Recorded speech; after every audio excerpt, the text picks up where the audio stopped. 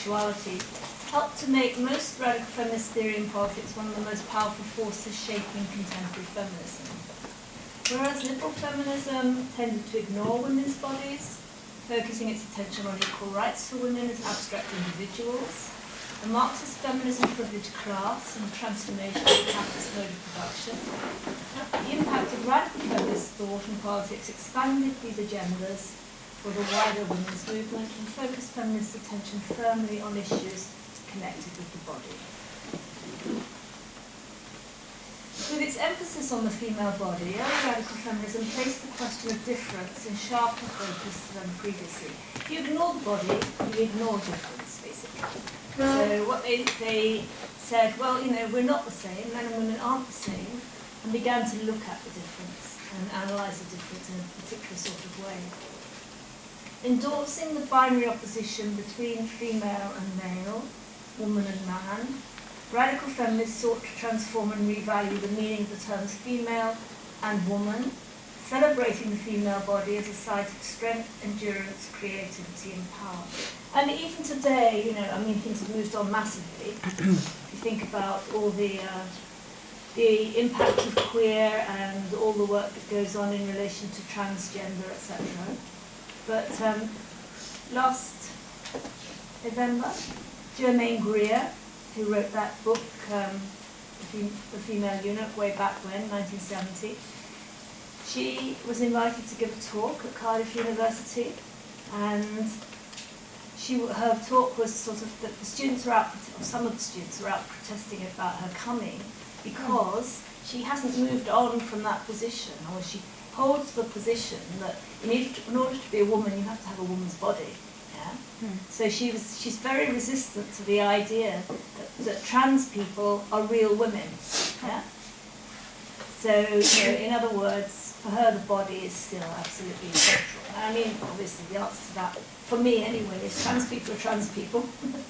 And, you know, if your identity is a woman and you have your body modified, etc., I mean, that is who you are.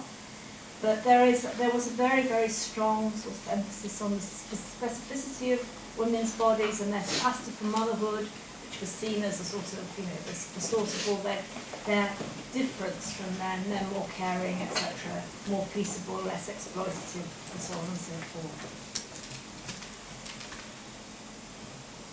But what they try to do then, they buy into the traditional notions of difference, of opposition, but they celebrate the female body as in new ways as sites of strength, of endurance, of creativity and power. And you get the same sort of thing going on in some of the other forms of politics that are going on in the 1970s and 80s. If you think about the late 60s even, Black Power movement and the slogan "Black is beautiful." And tomorrow, in the second half of the class tomorrow, we're going to watch a film, which is, the reason I wanted to watch it wanted to do it with you really was, because it's a really good example of feminist cultural politics. It's about women's involvement in the civil rights movement, so it's a reclaiming history, but it's also an attempt to celebrate and re-signify the meaning of black women's bodies, so aesthetically it's quite interesting. I thought we could watch it and then have a discussion of what the filmmaker's trying to do there. Okay? But you will see there, very much in the imagery, what they're trying to do is celebrate, in this particular case, black women's bodies as sites of strength, of endurance, of creativity, of power. And this woman-centered perspective was coupled with ideas of global patriarchy everywhere, in all societies and all historical moments, and global sisterhood. Yeah. So cutting across cultural differences, women could unite in a global sisterhood because they all shared patriarchal oppression. Now, on the one hand, you can see that as a sort of strong political agenda. On the other hand, very quickly, you can see it as a failure to recognise the different position and circumstances of women in other cultures. Yeah? So it can lead to, especially if you have one particular group of women, in this case we're talking about mostly middle-class white American women, actually setting the agenda. Okay? I would still argue, though, that the idea of sort of global alliances is really important. might become even more important in today's world if you think about the threats to the future of the planet and ecology and all those sorts of things.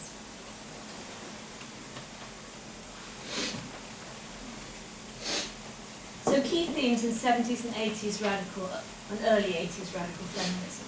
So the global and trans-historical nature of patriarchy. Now, there were a lot of women, particularly in anthropology, who wanted to try and find pre-patriarchal societies. So they tried to find societies where women were in control, and where women weren't subordinated to men. What they tended to find were matrilineal societies, not matriarchal societies, but matrilineal societies. And what that means is, the property rights go down through the woman, but if you look at the power relations in those societies, it's usually the uncle who's actually in charge, still a man in charge. Okay, so there was this idea that if you went far enough back in history, you would be able to find societies which hadn't been patriarchal. And if you look at things like Mary Daly's gynecology, which I'll be talking about in a moment, what she was trying to do there is very similar. She takes religious imagery, and she goes way back to, if you go, for example, to, the best example I can think of in Europe is Malta, a little tiny island in the Mediterranean. If you go there, it's got these really, really old temples, Neolithic temples, which were where the religion was focused on goddesses, not gods, and it was linked to what you'd imagine, so the earth and fertility and productivity and a rural way of life, etc., etc. They were looking back for those ancient, prehistoric societies which were goddess-centered as opposed to God-centered. Okay? It's an attempt to create a counter-narrative, a sort of what Foucault would call a reverse narrative about development, or only partially a reverse narrative, but a counter-narrative that makes matriarchy sort of fundamental principle. So the second key theme was women and nature, which I'll talk about a bit in a moment. Then new resistant role models from the history of women. So if you're always seeing women as victims, and obviously if you're looking at women's situation in society, particularly in the 1960s and 70s, you were constantly pointing out how they were being oppressed, here, there and everywhere, how they lacked power. You wanted to have some sort of positive images. So what they did was they went back into history and they picked on things like witches as symbols, as positive symbols rather than negative symbols, or mystics, those sorts of female figures that you can find. And certainly, for example, if you think about feminist theology, which is quite big, feminist Christian theology, there's a lot of emphasis placed on that, on sort of female mystics and women's voices within religion. Compulsory heterosexuality, of course, which we dealt with yesterday. And then radical critiques of language, culture and religion. So critiquing the patriarchal nature of language, of culture and of religion.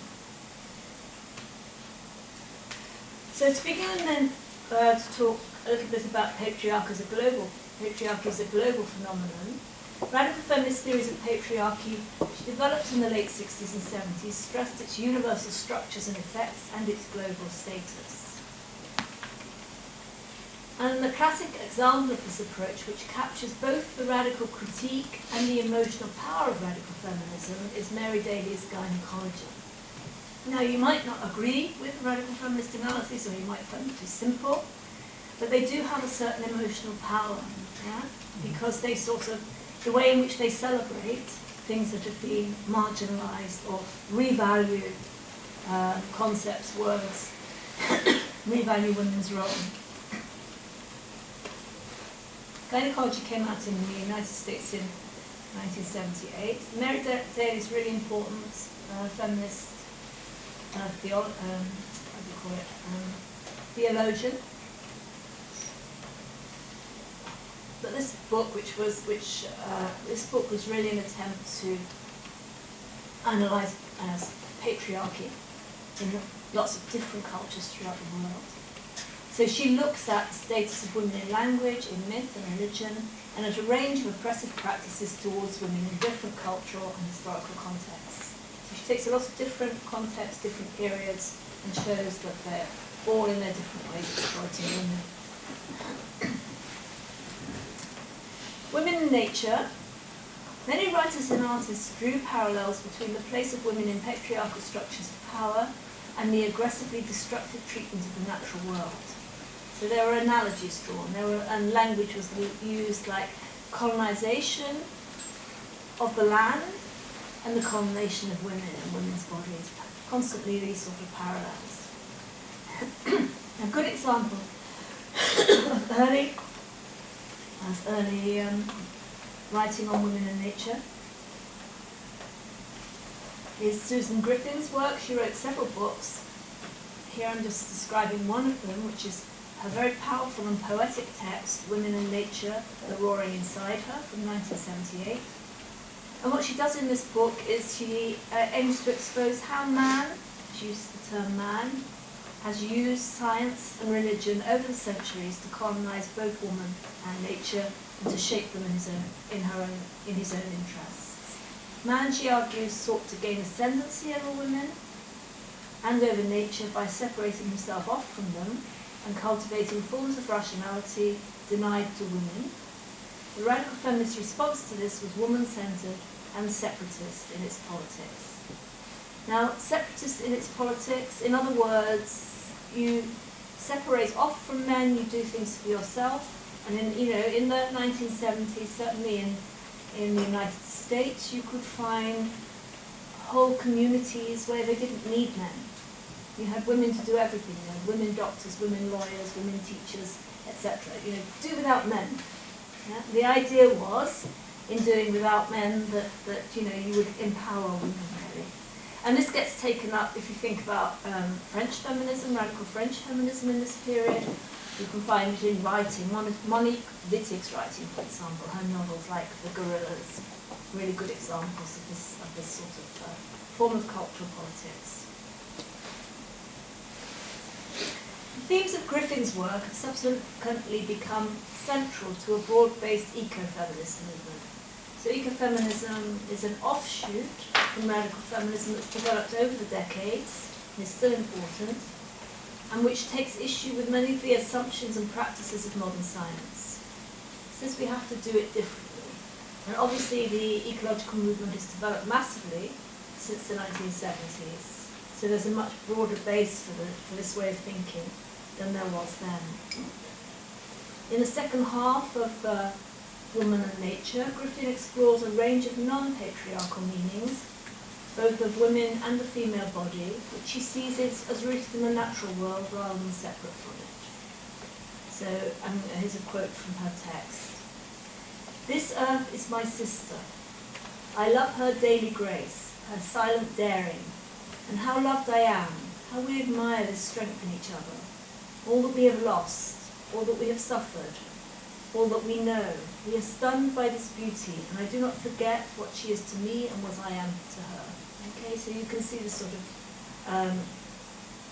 anti-rationalist in lots of ways mode of writing, full of emotion, and writing of the earth as if it is a living being, equivalent to the woman.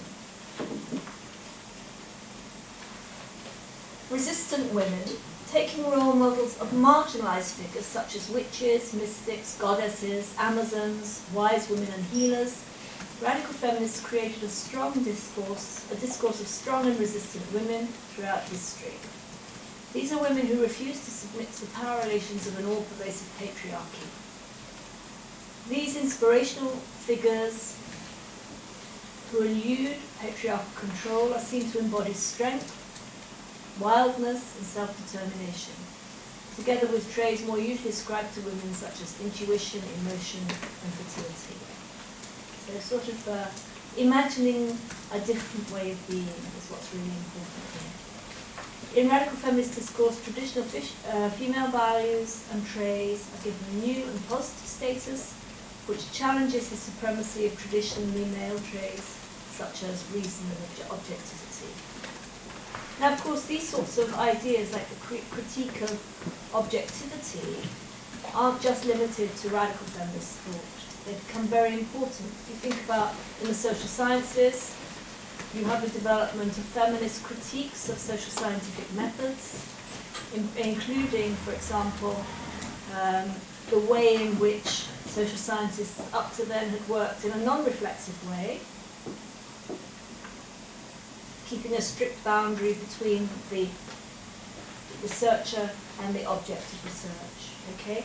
Now this, of course, at the same time, is not just going on in feminism, it's also going on more broadly. In the case of anthropology, for example, you have the development of the new cultural anthropology, based mostly in relation to Clifford Geertz's work in America, and the emphasis then on a form of studying societies which is polyvocal and which breaks down that barrier and that positions the researcher quite explicitly in relation to the people he or she is researching.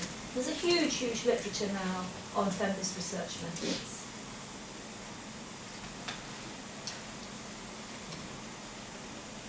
One of the other things that the new cultural anthropologists were interested in was different ways of writing.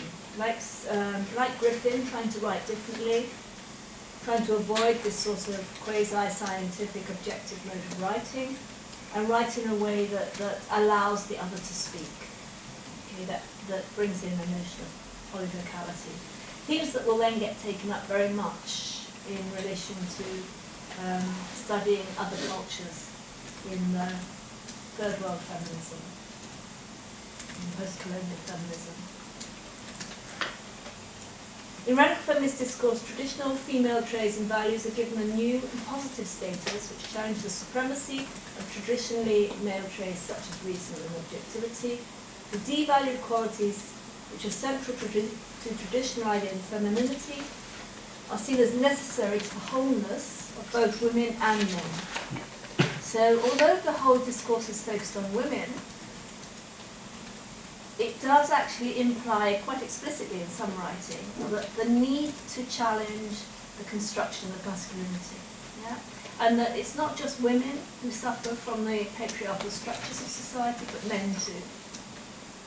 That idea then gets taken up by men's groups in the first instance, mostly from the 1980s onwards. And you get the development of masculinity studies, which is quite a big area now. You also get, of course, backlash. You always get backlashes. So,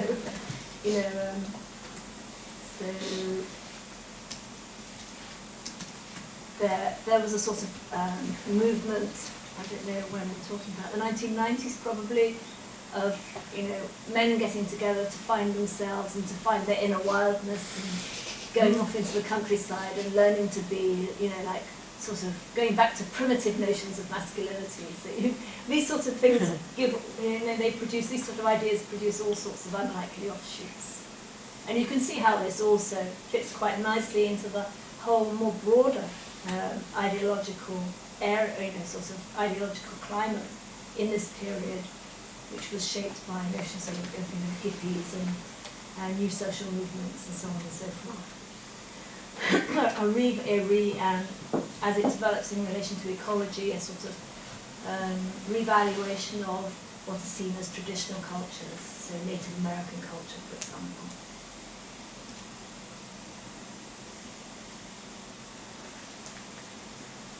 To reinstate their importance is a first step towards radically transforming patriarchal understandings of reason and emotion, reinstating the devalued qualities of traditional ideas of femininity.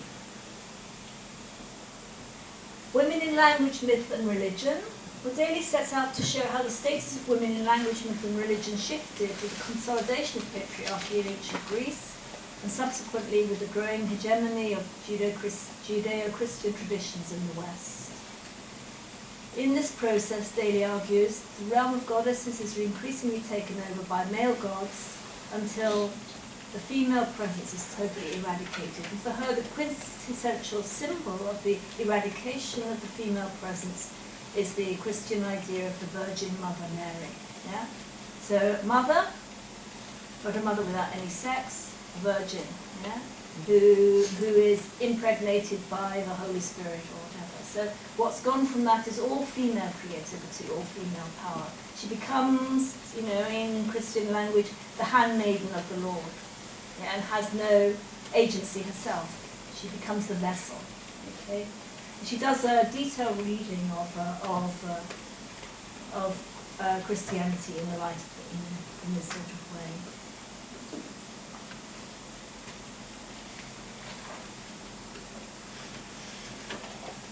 The excising of the goddess, the cutting out, the getting rid of the goddess. Daly argues that with the establishment of Christianity as the dominant religion in the West, God becomes exclusively male, and pre-Christian goddesses who symbolize fertility, sexuality, and power are replaced by the image of the Virgin Mother as an image which denies women's sexuality, women's power, and fecundity.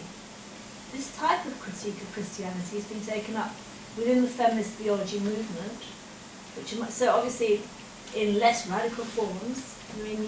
They're not moving outside of Christianity, they're trying to rethink Christianity, the feminist theologians, Christian feminist theologians. So among other things, they look to feminize the Godhead.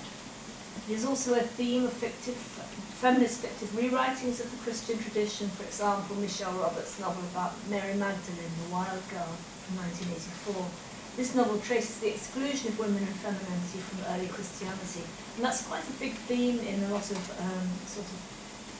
history of religion research. The idea that, originally Christianity did not exclude the active participation of women, but that comes in gradually. Often St. Paul is accused of being a major figure in that process.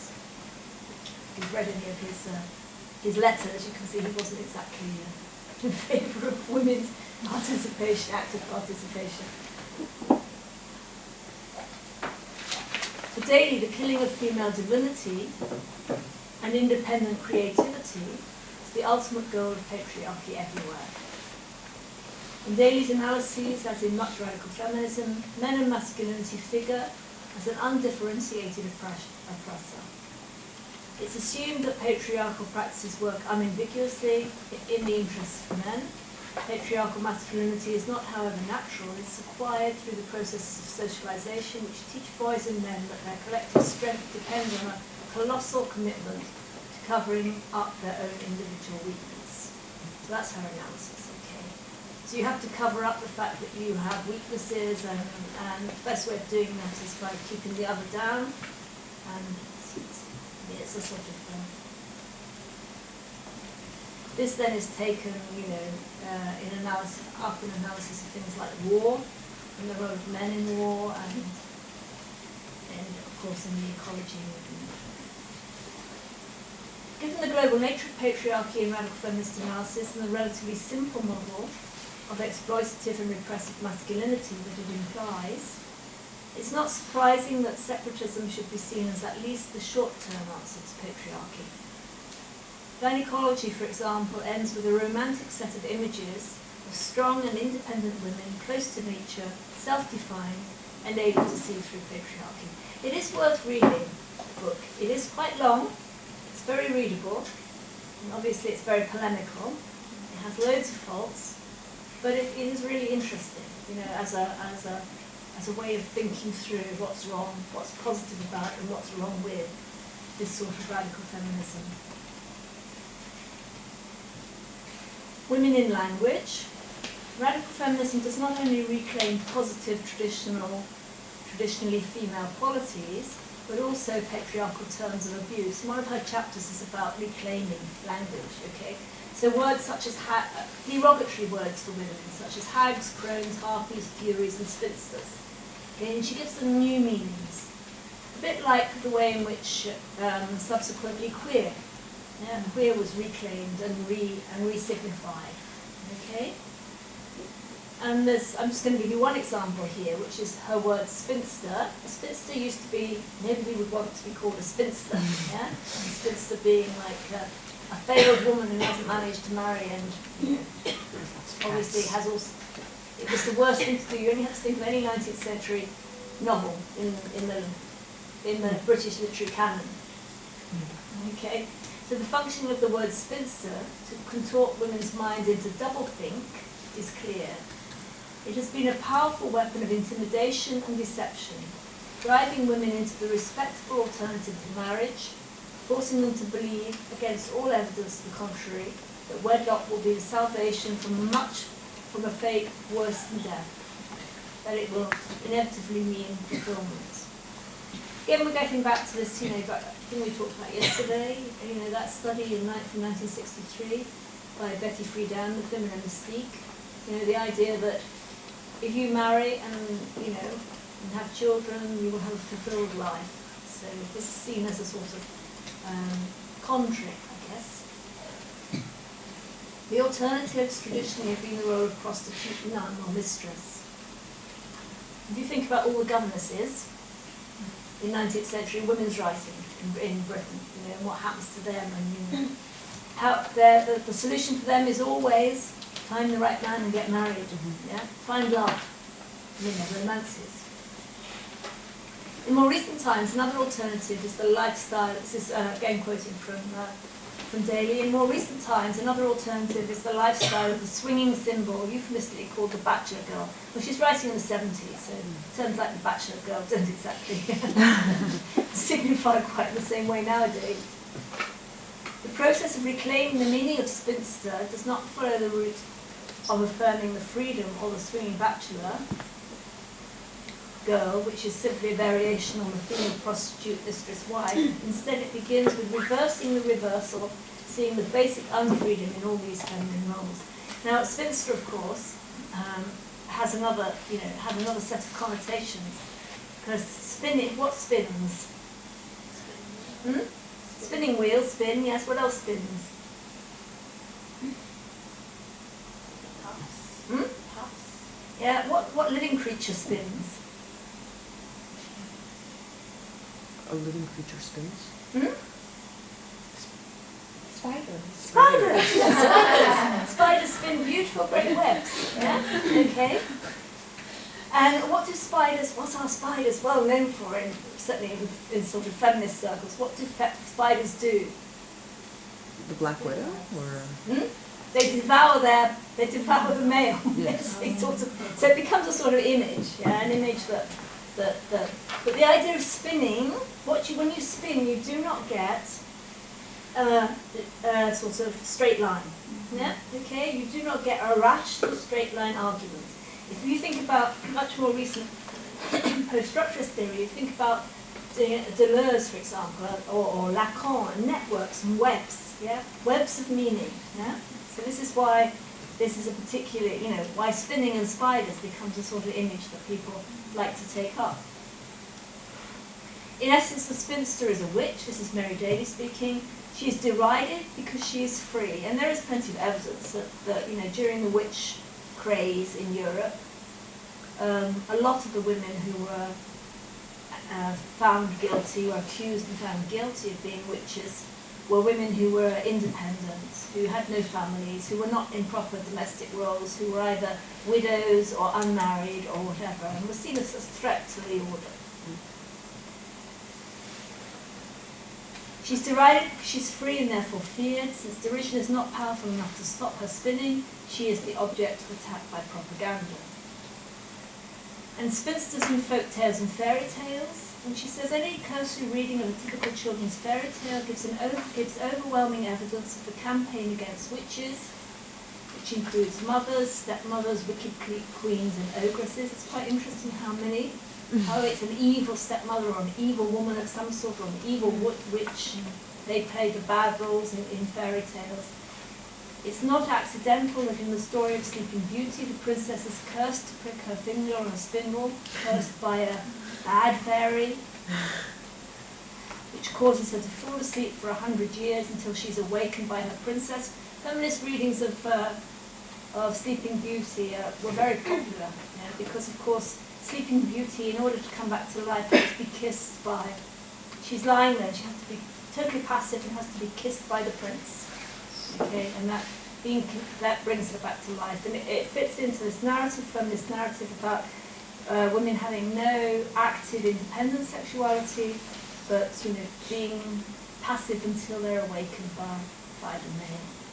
More adept spinsters are not falling asleep, not waiting to be awakened, but awakening and waking each other by our presence. Presence she's got with a capital P, the idea of being empowered and being there. Right, I thought we could have a quick discussion if any of you know anything about fairy tales or folk tales here. Do they have equivalents? And where are the women in these equivalents? Who can tell me a fairy tale or a Korean folk tale quickly? There's a Korean equivalent of Cinderella. I don't remember who's the nice one and who's the mean one, and is there a stepmother in it? Well, that's the name of it, and that's as far as I know, and I think other people can. Anybody remember any fairy tales or folk tales from when they were younger? I remember 신청자. She had a blind father, and yes. she has to go to, she kills, is it? She sells I don't know herself. how to She drowns herself as a sacrifice to what was it, the Dragon King or something, so that her father can regain sight, and because of her filial piety towards her father, the gods look down on her and think that she's a wonderful daughter, and she is reborn in a lotus leaf and marries the king and becomes the queen. And so we were going to do a very quick analysis of that. What's that saying about femininity? What's desirable femininity look like? You kill yourself for the man. Any other examples? There is a Korean tale called 선녀와 나무꾼, meaning that an angel and 나무꾼, and the hero or the protagonist voyeuristically observes the angels washing in the lake, and he steals one clothes of the angels to get her. He's a lumberjack. And what happens to him? He steals the clothes so that she won't be able to fly away because the clothes have the wings on them. And he forces her to basically marry him. They have children. And he hides the clothes until she has 3 children or something, so that she won't be able to fly away and leave one child behind. But somehow she manages to carry all her children and regain her clothes and fly back up to heaven and with his children. So that's a different sort. It's interesting, very different sort of moral tale, isn't it? What is this saying? Of course, she's an angel. She's an angel, not a woman. Yeah. But it's more about male behaviour, I guess, isn't it? It's more a sort of. If you think about folk tales, fairy tales, they are instructing a population which is not reading. They're oral folk traditions. They're moral in the sense that they're suggesting how you should behave, what your values should be. There's people make arguments that they are really, even in the 21st century, they're really fundamental, and that you can do that sort of analysis, for example, of Star Wars or all these big blockbuster movies, that they all have those sort of moral tales within them, some of which are very similar to traditional fairy tales or traditional tales, and that they're constantly, if you like, shaping the way people think. Any more folk tales we can think of? There is a fairy tale called Paribegi, and Paribegi is the princess of one of the gods in our traditional culture in Korea, and she was deserted because she was a princess, and the god really wants his son, so she was deserted. But after she was grown up from the normal man, she knows that her father was God, and she knows that he was in danger because he was cursed, and so she'd go to the underworld and fight with the monsters. But at the end, she knows she had to marry one of the gods in the underworld to save her dad, and she married with him and raised a lot of children, and at the end she helps her original dad, and it was the end of the whole fairy tale. And does she live happily ever after in the Yeah. underworld? It says she lives happily ever after. So it's really interesting because it is a combine of that Confucianistic patriarchal ideology and the fighting women. So I thought it was pretty interesting. Really interesting. And it's just, I might have a question in my mind, which is the underworld a desirable place to end up living? I don't know. Well, it was described not that desirable. She is like she admits the proposal of the king of the underworld, and it is not that desirable, or she's not willing to do it, but for her father's sake. And what about Western fairy tales? Are they very widespread here? Pretty well. Yeah, I mean children's books, Korean children's books. Are they traditional Korean folk tales, or are they mixture, or are they Western, or presumably you get all the Disney versions? Popular, I think popular for younger children, they're called like jeonjik. They have these big collections of world literature for children. So there is like a children's version of Emma, or even more difficult works like Don Quixote. There is like an elementary school version in Korean for children. And I think for more, I guess, educationally enthusiastic parents, their children will have these whole series of books at home. So it's not just Korean fairy tales, and I think they're Greek mythology to the Disney fairy tales and various other canonical Western works as well. It's quite widely available.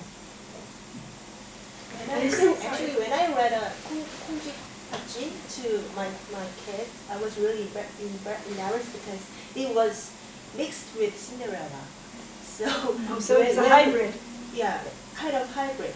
Cinderella wants to go to the ball, and Kongji also wants to the ball, and some like frogs and cows and everything comes up and helps her to make her dress and make her shoes and something like that. So what's the original story of Kongji Hachi? Really? Yeah, I don't know. Pumpkin beacon or something. No, I mean in Kongji Hachi, what's the Korean? What's the original Korean one, rather than the one you've got for your children? Does anybody know? Kongji Hachi 몰라? Okay. What's the story of Kongji Hachi? I'm not sure if Kongji wants to go to some party She lives place. with her stepmother, and she has a stepsister who's constantly. As I remember, the animals just helped her work, and she went to the ball. But in Cinderella, the main thing was like with magic to make pumpkin.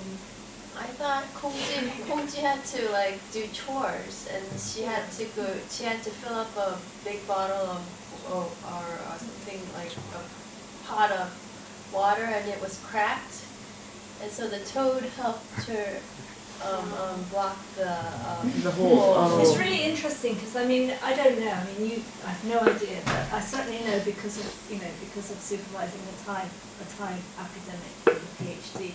But in Thailand, there was a sort of a rewriting when written literature first came into Thai culture. There was a rewriting of a lot of like Western novels and a Thaification of it. So it's possible. I don't know that similar sorts of things have gone on. Like in the late 19th century or early 20th century in Korea. That you get these sort of hybrid forms. But I just don't know. I'm sort of speculating. but it's very interesting. It would be very interesting. I don't know what the state of children's literary studies is here. In Britain and in North America, children's literature is quite a big area of research, and obviously feminist perspectives on that would be one major area. Okay, thanks. Let's carry on now.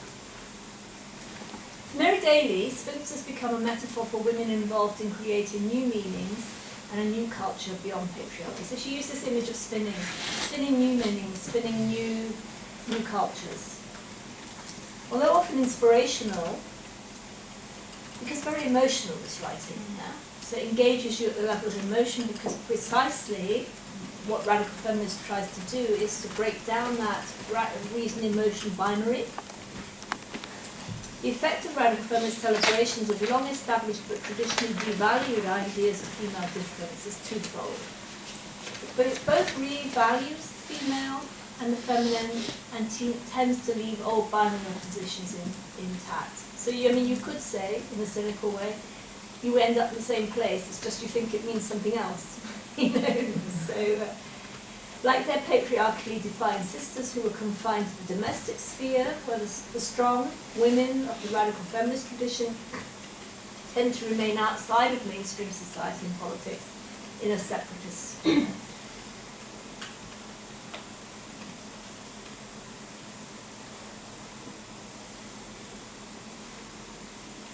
Okay, I want to move on then to the limitations of global sisterhood. I'm going to take the example of Mary Daly's gynecology, from which you've had extracts to read. Gynecology analyses examples of the oppression of women from a range of cultures and historical periods, and looks at the way in which these practices have been treated by male scholarship. Daly takes the examples of European witch burning, Chinese foot binding, American sati, African genital mutilation, Nazi medicine, and American gynecology to show the global nature of patriarchy and the male conspiracy in scholarship, which has hidden the true nature of these practices. So her main target is not just the practices, not the practices themselves, but the way in which scholarship has written about them. Yeah? In other words, not revealing what they really mean, for women. And she takes the example of sati. Now, I've written sati this way, so this is the way it's normally written. There's a critique, certainly Indian feminists are very upset at the way Mary Daly writes suti, S-U-T-T-E-E. I'm not sure I quite understand. I know all the detailed reasons to this, but that's why I've written it differently. So the case of Indian sati then. Sati, of course, is the practice of widow burning, which was actually, when you read about it, wasn't that widespread. It was quite caste-specific. It was in particular areas. It was the upper castes, etc., etc. It wasn't just, everybody, all the Hindus in India were burning their, making their widows burn on the funeral pyre. But that's the way in which post-colonial critics argue that Daly presents it.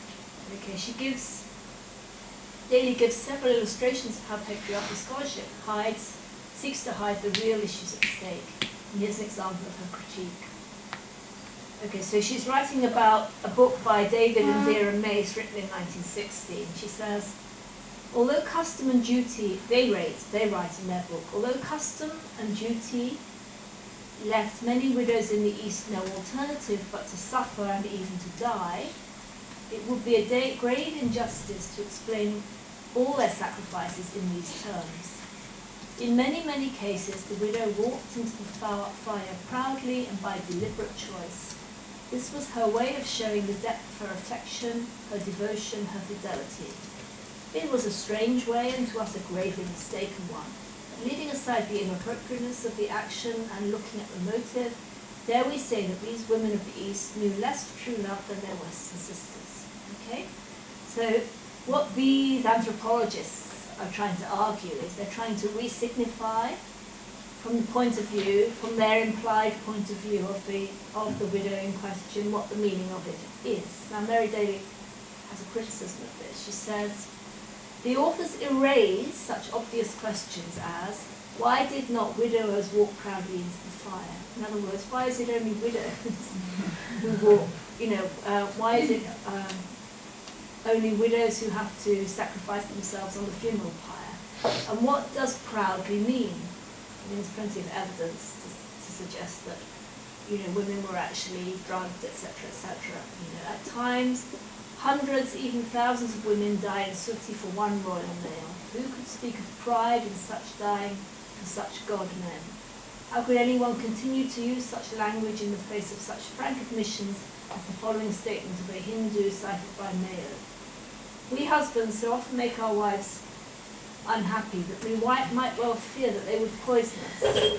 Therefore did our wise ancestors make the penalty of widowhood so frightful, in order that the woman may not be tempted. Okay, so you can see what's going on there. In Daly's view, here we're quoting, scholarly mystification continues to dull all the sense of the unrightness of such rites as Suti, regarding them with detached interest and making them appear isolated and unrelated to our culture. Now, one of the things that the post-colonial critics do is they look at sati in relation, not just in relation to 19th century India or whatever, but they look at the sorts of things that are going on in Western cultures now, particularly America. Okay, it thus keeps minds, imaginations in a state of resonance to accept similar or comparable practices which carry out the same program, the killing of female divinity, ultimately requiring the extinction of female life and will to live. All right, so I've scheduled a break there. Is that right to have a break now, or would you rather carry on? Not quite. We haven't got through quite as much as yesterday, but I thought, in terms of the logic of it, it makes sense to have a break now. Okay. Any questions so far? Can I ask? So, according to the radical feminist view, men cannot be feminists. Is that correct? It's a debated one. If you look at all the pictures of radical feminist protests and things, there are often men there, and certainly men were often in the background. So men got jobs like minding the children, while the radical feminists were doing things. So it wasn't that they disappeared completely, but in principle, I think the answer would most people would say yes. It wasn't possible. They could support feminism, they could support its objectives, but they couldn't be feminists. And that is then a theme, a long ongoing theme of debate. Can men be feminists? Yeah? And it relates back to this notion of the body. Yeah. Because if your analysis is based on sort of consequences of having a female body in a society, then the argument is that men can never experience what it's like to be in that position. Okay, therefore they can't be feminists in the same sort of way.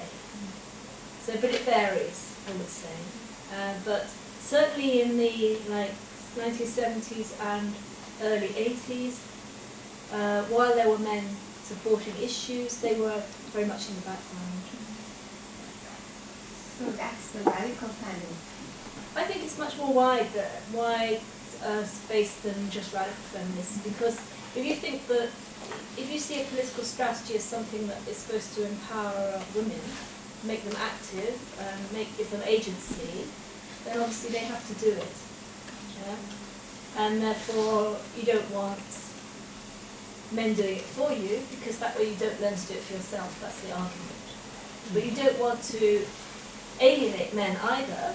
Most feminists would say you don't want to alienate men either, and they would argue that transforming society into something that was more equitable and less patriarchal would benefit men, because it would allow them access to a much broader range of ways of being a man than hegemonic societies allow.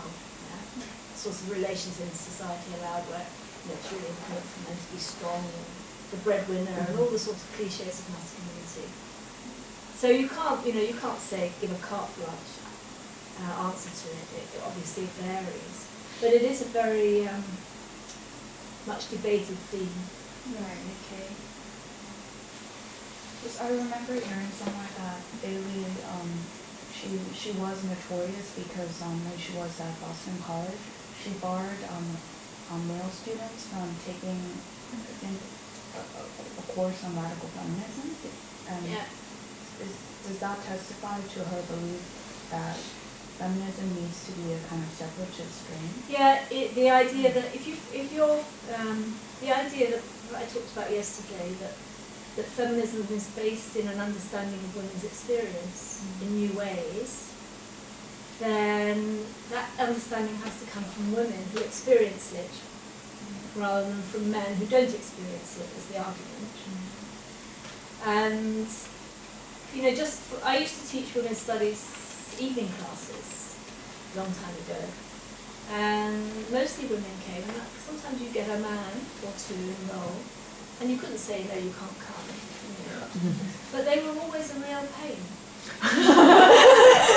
I mean, you know, because what happened was, they always somehow wanted to be talking, to be at the centre, and to be, you know, giving their view of what was going on, which actually worked against the whole process of women actually beginning to analyse, you know, using sort of feminist theory or whatever to analyse their lives. I mean, I think actually that's for me that's stage 2, you know. So if you've not really thought about these issues very much and not debated them and haven't got the, you know, the tools to analyse, you know, why you're in the situation you are, you need to be able to do that work before you then have to defend that position to somebody else who's coming from the hegemonic position within society. Yeah? So, and it's not, doesn't make for very good class if you're all constantly having to tell the one man in the class, do you mind, you know, just being quiet for a bit, you know, do you mind, you know, but I think, you know, certainly in Britain, in those, you know, in the 70s and 80s, then most men wouldn't have wanted to, or if they did want to go to those sorts of things, they had an agenda, which precisely was a negative agenda on this part. But then, of course, things move on much more, and the break comes then, of course, with the shift from feminist studies into gender studies, which for many women, for many feminists, was seen as a sort of depoliticization. Yeah? You can read it in different ways, because obviously, you know, studying women is part of gender studies, but gender studies is also, you know, all those other things, like masculinity and transgender, etc., etc. And one of the problems, I'll be talking about this on Friday, but one of the problems that feminists, particularly radical feminists, but most feminists have, say with queer, is the argument, that the actual sharp-edge analysis of power tends to get pushed out. Yeah? So you're looking at gender, and you're not looking at actual specific exploitation that relates to, you know, social constructions of woman or whatever. So, and it remains an area that's highly contested. We will come back to that, particularly on Friday. So on Friday, are we going to have a chance to talk about, you know, each and everyone's view about feminism or their own understanding of feminism? For example, the terminology of feminism, I totally agree with the basic assumption about radical feminism, but still in for example, Korean context, where maybe women's status or women's movement or feminist studies has not been that much widely spread and understood among many women. So the position of radical feminism, for example, the assumption seems to be considered as very combatant and seems to be alienating men from women. So that's why, you know, that type of unfeminist hashtag movement last year. So, and there's those types of misunderstanding about the terminology of the feminism itself. That seems to be very prevalent in Korea. Well, I think we'll have time to talk about that more today. I don't think we should postpone all the debate until Friday. Otherwise, we'll never have it. We've got quite a lot to do on Friday. I think by Friday we'll have moved on to other sorts of approaches. So I think it's really important to discuss those ideas, and there should be time today. Okay, so think about things that have come up so far that you'd like to talk about more. If our classmates are ready, because I brought up this topic only now, so maybe. Yeah. But no, I mean, I'm not going to talk for the next however much long we've got, not for the next 2 hours. We have plenty of time for more debate. What I have got today, I thought, was I've got some YouTube links to little films about Korea, which I thought we could discuss. There's one, I've got one on beauty, one on comfort women, one on the army. So we can look at those and we can have a broader debate about. That's all of it. Okay.